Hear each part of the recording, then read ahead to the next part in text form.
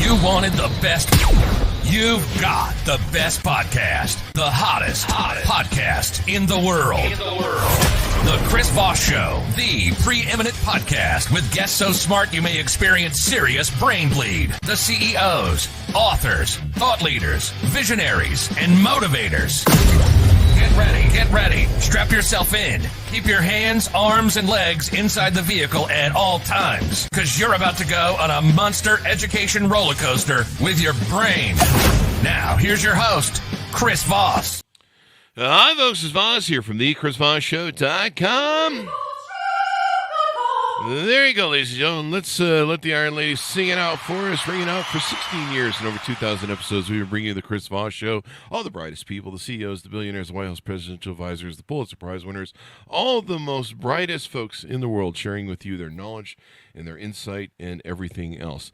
Today we have another amazing young man on the show with us today. His new book was out January 24th, 2023, called Prejudice, Racism, and Tribalism, a Primer for White People. Anthony M. D'Agostino is a doctor who's on the show with us to talk about his book, his insights, and of course how we can learn a lot more about some of these issues that are plaguing our universe, etc., etc. With Anthony, he has 5 decades as a practicing psychiatrist studying the various iterations of prejudice, racism, and tribalism all Americans encounter day to day. His book, A Primer for White People, is an attempt to look frankly at today's current racial and political divides from the perspective of a traditionally right-of-center white person. This is not an academic study, as he's not an academic person, but he does wonder why there's so much talk about book banning, revisionist history, elevating the AR-15 as a symbol of American freedom, and white Americans feel they're under some kind of assault and are scared unnecessarily by talk of critical race theory and great replacement theory, and they're offended by talk of white privilege and cancel culture. So it's time to take a look at these ideas instead of running around scared. Let's take a look at them and talk to him with Anthony. Anthony, Doc, how are you on the show? How are you? I am excellent. So shall I begin with how I decided to write this book, or what? Sure. Let's start off with your .coms. We want people to know the plug so they can go look you up and stuff on the interwebs. Okay, it's Anthony D'Agostino, D'Agostino, MD.com. I don't think it's up and running at the moment, but it should be by the end of the week. Okay. I think we're at the end of the week. So there you go. Well, it should be close then. So that'll be on the Chris Voss Show for the link. Give us a 30,000 overview. What's inside your book? Well, the book's it's an examination of a lot of different things that I think we're concerned about these days. We examine issues like, why are we banning books? I mean, I'm kind of an old person. Thank you for saying I'm a young man, but I've been around for more than 80 years, and I'm sort of wondering why we're banning all these books now, where, in the previous 80 years of my life, I hadn't noticed that. I also am concerned about, why we're afraid of real American history. Why are people, banning, talk of things like slavery, which was, part of our past. And why has the AR-15 become the symbol of American freedom? It seems like, the symbol of America now becomes kind of a John Rambo, figure with a gun in his hand. And, I was born and raised in the city of Chicago, and I lived there for the first 26 years of my life, and I never saw fit to carry a gun for some reason. And now suddenly, I guess I'm supposed to. So these questions, concern me. Also, in 2016, Donald Trump seems to have been a very popular figure in our culture. And so I decided, why is this happening at this point? Why did we elect a person who had no previous experience in politics and didn't seem to actually care a lot about politics, and yet he's become a very popular figure?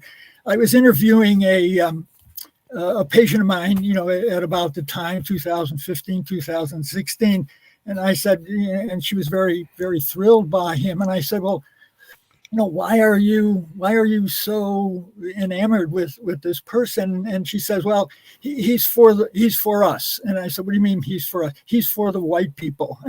So I said, well, okay. So, I thought that was pretty good. And when he actually got elected, I thought, and he also made the comment at the time that, he could stand on Fifth Avenue and shoot somebody and not lose any support. And it turns out that he was actually right. So he could do pretty much anything he wanted and not really lose support, even, attempt to overthrow an election. So I thought, gee, what comes to me, with all of this? And three words sort of popped into my mind for some reason. The first was prejudice. The second was racism. And the third was tribalism. Yeah. So these are sort of variations on a theme. And I thought, gee, I think we ought to really look into this. And made me also think that, us white folks, we need kind of a primer or a reminder of, things that might everything that's happening today has happened in the past, in the United States. Nothing is really new, but I thought, maybe we need to sort of go over our history a little bit and examine, the meanings of these various words. So, for example, I took a look at, words, and one of the things I'll examine in the book are different words, like, for example, the N word. What's the purpose, or why is it forbidden that white people should say the N word? And again, what I come up with is that, that word has been used as a way of subjugating, people over the years, and apparently it's still pretty good at doing that. So it's still fairly popular. The other word I look at is the word racist, which I call the R word. Now, a racist is, it doesn't have a very positive connotation in general, but if you look at the actual meaning of the word, which I try to do, I think it might be inappropriate. I think we maybe use it sort of inappropriately. And I think the way we use it culturally right now is we're saying that person is a racist. What they mean is he has prejudices about somebody of a different race. And I don't really, I don't really think that's a good use of the word. We should use it somewhat differently. And for example, if you ask I try to address the question of, are all white people racist? And I come to the conclusion that no, they're really not, but that depends on how we define that particular word. So if we define the word as any person who has prejudices about people of another race, then maybe all of us white folks are racist, but I don't think that's an appropriate use of that word. I think the word should have more of a neutral quality to it rather than as a slur. Yeah. And, because so let me ask you this: Does if racist is anyone with a prejudice, one thing that we do in our brains, and I'm not trying to make an excuse for racism or prejudicism, but this is an honest question from a psychology standpoint. But if we all have prejudice, we all judge each other, whether we want to admit it or not. Women judge each other on what they wear. Men judge each other on who's top of the tribal hierarchy of, who's got more money or more things. Right. Exactly. We Forbes judges who their top richest people are. We judge people as to whether or not we want to associate with them. And I'm not just talking in skin color. I mean, I judge people on the quality of their character. I judge people on maybe they have some really dumb ideas that I don't like. And so in a way, isn't that all prejudice in some way, shape, or form? Exactly. I mean, if you use the definition of anybody who has prejudices about someone of a different race. We'll use race at the moment, but it can be prejudices about a lot of different things. I think it's 2 points in the book are that there are two things that are inborn in human beings. One is prejudice. We all have them in one way or another. And the other is tribalism. We're born with, I think, a genetic propensity to feel safe around people that are like us. So, but those are, I think, normal things in normal human beings. So nobody is free of prejudice. Now, you could say that Abraham Lincoln was a racist if you're going to use the definition of anybody who has prejudices about Black people. Well, then we could probably say Abraham Lincoln was a racist because he probably did have some prejudices about Black people. He grew up, in the 1820s and 30s and 40s in the United States. And, I don't know that when we're growing up, we question everything that we learn and just take most things for granted. And in the book, I use the example of, when I went to school, I went to, grade school, high school, and undergraduate college. These were all in Catholic institutions. And, I went to Catholic schools growing up. My wife is Lutheran, and she went to Lutheran schools while she was growing up. So I'm being told that Martin Luther is she's being told that Martin Luther is a great person and a visionary and, a really important person. I'm being told that he's a heretic. So obviously both sides of that we all grow up with a certain amount of prejudice. So we're not going to free ourselves entirely of prejudice. If we say that a person's racist because they have prejudices, well, we all do.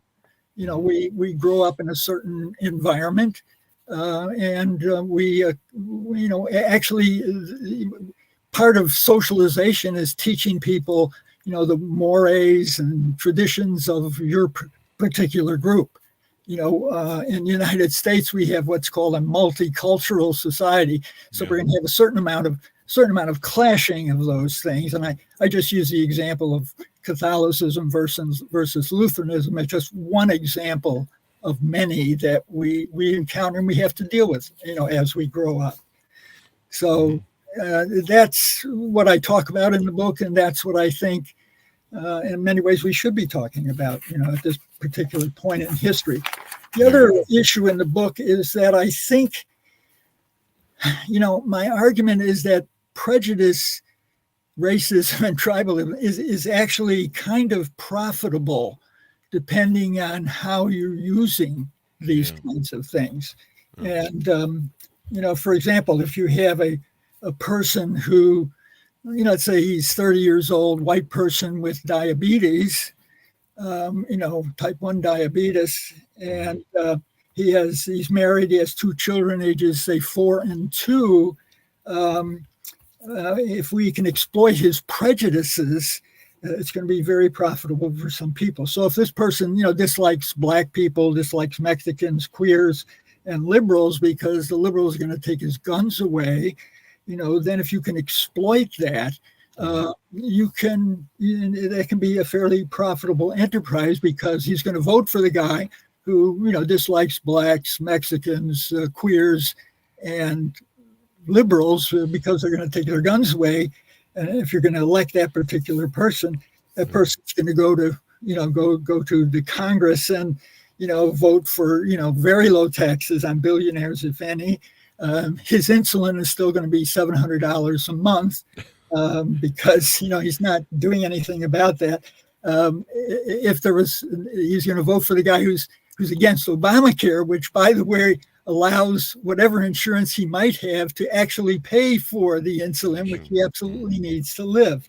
And they're going to work against him in terms of, no unions. And when his kids grow up, he's not going to get any college support. So if he makes, say, $45,000 a year, he's going to be in perpetual credit card debt. He's going to, the drug companies are going to do whatever they please. The insurance companies, if without Obamacare, would still be able to say to him, sorry, you're a lifelong diabetic. We might lose money caring for you, so we don't have to insure you anymore. So if you can get him to vote against his interest, That's a source of power. That's so I look at that. Yeah, and you talk about it in the book then. Right. You know, politicians have been using that as a profitable source for power. I think power brokers at the top of any society that try to be the oligarchs that try and shape society in the way that they feel. Certainly, you know, white power, white voting power is a big deal in this country for certain parties. But you bring up a great point as to why I've always wondered, like, why do people vote against their best interests? But you're right.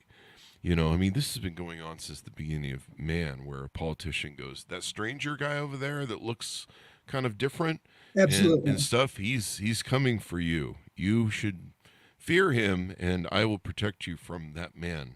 And they're Right. like, well, he looks fine to me, but you say he's scary, so maybe we should believe you and then vote against our own best interests, which is kind of funny Right. and So, ironic. so in a way. it sort of puzzles me why that person would vote for people who's going to vote against everything that he needs in order to survive in life. Yeah. But that's a fact of life. Did you hope that your book is targeted towards white people in kind of understanding why these issues are at the forefront of our politics, of our society, of our dialogue that we're having? Right. And I think we need to talk about some of those things, and that's what I try to do in the book in as frank a way as I can. There you go. Well, I mean, the only way to address the problem of racism and prejudice and stuff is to take a hard look at it and go, hey, are there things, you know, we've had a lot of DEI people on the show. We've had a lot of people that we've talked about the subject of racism and prejudice and the arc of history over, 400 years of this republic, technically. Right. I try to talk about, what racism is and what it isn't. Now, when the former governor of Virginia was, he was outed because I guess he graduated from medical school, and while in medical school, he was on blackface. And so there was a lot of talk, on like public radio and other places about racism. And so I was listening to public radio one day, and the interviewer was inviting people to call in to talk about, their victimization under, how you were racially victimized. So no black people called in. Well, I was listening, although maybe somebody did when I wasn't listening. But one woman called in and said that she was a person of, her father was of Iranian background and her mother was of Argentine background. And since it was radio, I really couldn't see what this person is, but she said that she passed for white. And I thought to myself, well, she passed for white? I mean, what is she? I wish I could see this woman. So she said she was in a bar and somebody said to her, oh, you might not want to live in this neighborhood or in that neighborhood, or you might want to not go to that bar because there are a lot of Hispanic people that go to that bar, or some such comment like that.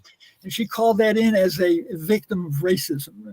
That person was not a victim of racism. The patient had her feelings hurt, and she, perhaps, I couldn't see her, but, I've been in practice for over 50 years. I'm retired now, but for, 55 years of practice, I practiced with a lot of doctors who were from Iran or from Argentina.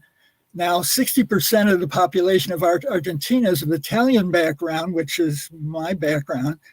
And the others, the Black population of Argentina is under 1%. Even the Native American or Native Indian population is probably under 4%, if that.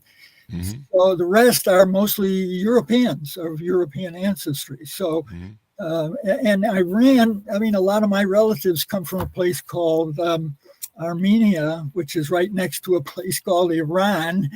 And, the Iranian, I practice with a lot of Iranian doctors, and it never sort of dawned on me that they're sort of a different race. They're a different culture, clearly. And the people on one side of the border, they're all Muslims.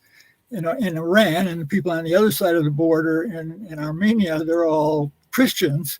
So we're saying that the Christians are white people and the Iranians are Muslims, therefore they're not. I mean, really confusing sort of thing. So I couldn't see what this woman was up to, but she in no way was a victim of racism. She was a victim of bad manners. She was a victim of, somebody hurt her feelings, but that's not being a victim of racism. You cannot just, have your feelings hurt and be a victim. There's a lot of people doing that these days. That's the yes, thing. yes. There are a lot of people doing that. And in the book, I also say that I was born and raised in Chicago, which is the home of the Nation of Islam. And if you know much about, the Black Muslims, they have, at least in the past, they used to have this view that all white people were actually devils, and that, they're not really humans. They're just sort of devils. And I mean, they have a negative feeling. But I lived in Chicago most of my life, my early life, and I never felt victimized by the fact that the Nation of Islam didn't like me, because they didn't do anything to me. They didn't cause me any difficulty. So if somebody if somebody called me a bad name, which happens a lot when you grow up in the city, people call you bad names. That's not being victimized. That's just having your feelings hurt. So I try to distinguish in the book between being victimized by actual racism and having your feelings hurt, which are not the same. But you have to read the book in order to understand what I mean. There you go. And of course, the book will help stuff. So did you deal with a lot of this in your practice over 50 years? Well, as a psychiatrist? I've seen people of every race, and I think, my experience as a psychiatrist is that we're all awfully alike in our, inner life, and in the way and the things that motivate us and the way we operate. So it's very difficult to say that somehow, one group is better than the other based on what I experience, with them. I think also most people, Black, white, Asian, they tend to be conservative in the sense that they don't like a lot of change. They don't like a lot of surprises in their life. They don't like, they're not radical in their thinking process as a rule. They just want things to be, they just want to live. They're just trying to get through life like most of us. And there really is no other agenda going on here. I've never been able to figure out, how all these people differ from one another, because in reality, they don't. I mean, we're genetically extremely similar to one another. The only thing that makes us different, the color of our skin, or, the character of our facial structure, or things like that. These are all just minor variations in the genes that control these things. I mean, there was a time, back in the 19th century, especially, where, Black people, white people, Asians were all different kinds of evolution. We all have a common origin. We have a common origin with worms, and we all have this 4-base, structure in our DNA that does not vary, whether you're a worm, whether you're a human being, whether you're a tree, or whether you're a rhinoceros. So there's an awful lot of similarity in people. And I think that maybe the only thing I can offer as a psychiatrist is that I maybe see that more often than other people. Mm-hmm. Most definitely. There's a lot of issues people have, and they're unresolved. And, it's, do you think, let me ask you this is a conversation we've had on the show. Do you believe that prejudice and racism is taught by parents and influenced by, sometimes by? I mean, to some extent. I mean, to some extent, yes. Mm-hmm. I mean, but it's like I use the example with my wife. She was taught that Luther was a great guy, and I was taught that Luther was a heretic. So you're going to get different views. Part of maturing is being able to step up beyond that. Now, there are some people, that just can't get beyond that, and you're not going to get beyond that. I think racism, the way I've defined it in the book, and which I think is a better way of defining it, not just prejudice, because we're all prejudiced. I mean, I have prejudices about Black people. I have prejudices about everybody who's different than I am. I'm prejudiced against broccoli. You're right. So there's all kinds of. We live with it. We're there. However, when your prejudices are exploited, either politically or financially, or even socially, you're just, you're going to have a bad time, especially in America, where, we have multicultural, whether we like it or not. We're here. And I see in some of the local political campaigns, there are going to be these mass deportations of all the people we don't like. It's not going to happen. It's not going to happen. Yeah. In the 1840s and 1850s, we had something called the Know Nothing Party. And the Know Nothing Party was against all immigrants and all Catholics. Oh, wow. In the 1840s, who were the Catholics here? The Irish. And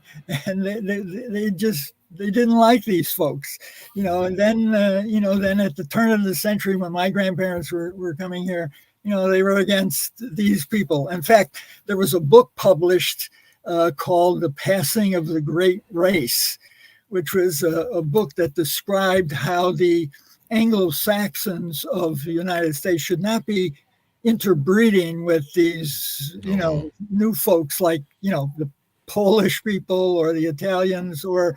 But your cousin's okay. It was sort of like, you guys you're going to breed with these people and you're going to poison, poison the genetic pool. Now this was a popular book, back in the very early 1900s.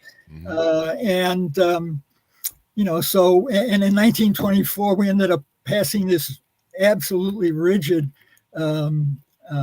immigration law that said no more, we're not going to take any more Europeans here, except the Europeans that don't want to come here. Those are the ones we will welcome, and the Europeans that want to come here, we won't take. So we've been through this before. I just thought, as a primer, let's review some of our history and look at some of our attitudes and see if we've changed any. Maybe we haven't. I don't. It seems like it seems like there's an ebb and tide to it, doesn't there? There is. Like, it seems like, like before Donald Trump, came down the escalator and made that humongously racist comment about Mexicans coming across the border, and they're sending their worst people, is what he was quoted as saying, from, of course, the worst person in the world. And it reignited this whole thing that I thought we'd resolve with racism under Obama. I think a lot of white people, and I know a lot of people like me, were like, okay, we've come a long way. We've achieved a lot of things. We have a black president now that can show there's no ceiling or glass ceiling, or there's a pathway there. And then to see the racism come back, and I had no idea. I remember when Donald Trump was elected, I sat there just going, what is going on? Our country's going back to this racist sort of 1940s, 50s sort of attitude. And I remember taking a look at, white nationalism and what it was. I didn't understand where that it came from. Turns out it was just a rebranded Ku Klux Klan. But to see that take hold in a grasp of our country's narrative, and then of course you had the Jews Won't Replace Us folks that showed up in Charlottesville, right? And to see all that, I just was in shock. I was like, I thought we resolved all of this, or at least we made good inroads, but we're clawing a seed in the clawback and drag back to some time where we were much more or less enlightened and dumber. It was insane. Right. I wrote the book because white folks today, or a lot of, not all, but many white people today feel that they're being somehow persecuted in the world, and I think Trump fosters that belief that we're somehow being persecuted, and that only he can save us. But what he's saying, in effect, is, I will save white supremacy for you if you elect me. Yeah. And, I don't think, even if we elect him, I don't think he's going to be able to do it. So there are these kinds of issues that roll around, and I thought, well, let's try talking about them again. I'll do it in a kind of simplistic way. I'm not really an academic, really. Let's talk about it in a kind of common sense way and see if we can come to any kind of conclusions. I mean, I'm a white person, and I don't feel like I'm being eclipsed or pushed aside because other people, blacks and Asians, do well. That's fine. I think that strengthens the country, and that doesn't depreciate me. But I think a lot of white folks feel that if somebody else does better, we're going to do worse. And I don't get it. But anyway, I wrote a book to discuss those issues. There you go. And so, as we go out, what do you hope people come away with when they read the book? What do you hope you achieve? Well, the people, the feedback that I've been getting from people who have read the book, and which is kind of what I was hoping for, was, I didn't think about things in that way. I feel less threatened in the world. There's a section in the book where one reviewer was criticizing me because I said it's better to be white than black. And I didn't quite say that, but what I said was, I was quoting from another book that said that when you look at positioning in the world, is it better to be male than female? Yeah. Is it better to be rich than poor? Is it better to be able-bodied than disabled? Is it better to be black than white? And what I said was, I was quoting from this other person, I said, for most of my life, I would have to agree with all of that. I mean, because that's the way I thought. Mm-hmm. Yeah, I'd rather be white than black. Yeah, I'd rather be male than female. Yeah, I'd rather be rich than poor. Yeah, I'd rather be, she was setting up these binaries. And so I was simply saying, and, one of the critics said that, well, it was a good book, but he said it's better to be white than black. So it's amazing what people pick up on, especially when you're hoping that they learn something from it. And all right, they do but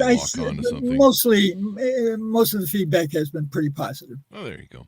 I think it was even Chris Rock said in one of his stand-up things, super funny Chris Rock.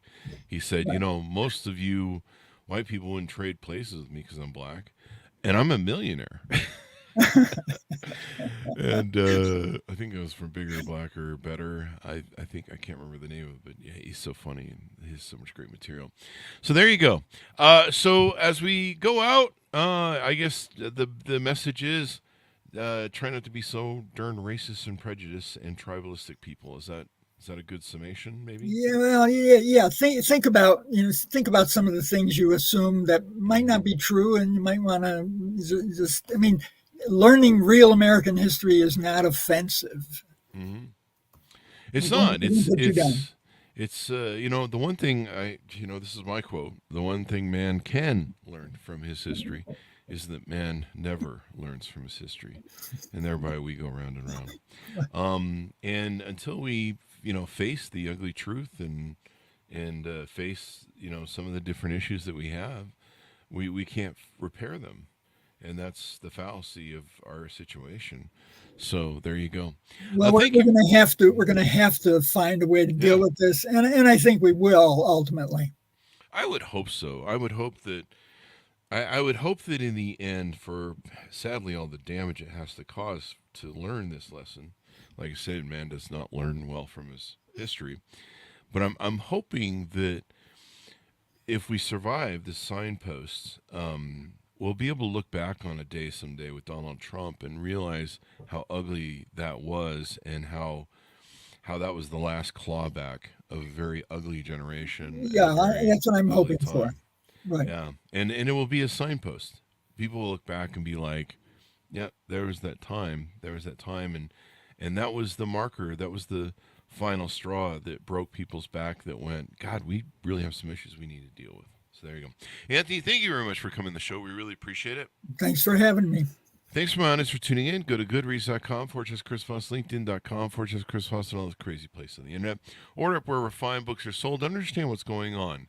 Remember, the one thing man can learn from his history is that man never learns from his history. So let's learn some stuff, folks. Order it up wherever fine books are sold. The book is called Prejudice, Racism, and Tribalism, a primer for white people. And probably, a lot of different other people should read that, because there's all sorts of different levels of prejudice and racism, even in different segments of other cultures and race. So we all need to knock it off and just learn to get along, as a man once said that was a good man. Anyway, thanks for tuning in. Be good to each other. Stay safe, and we'll see you next time.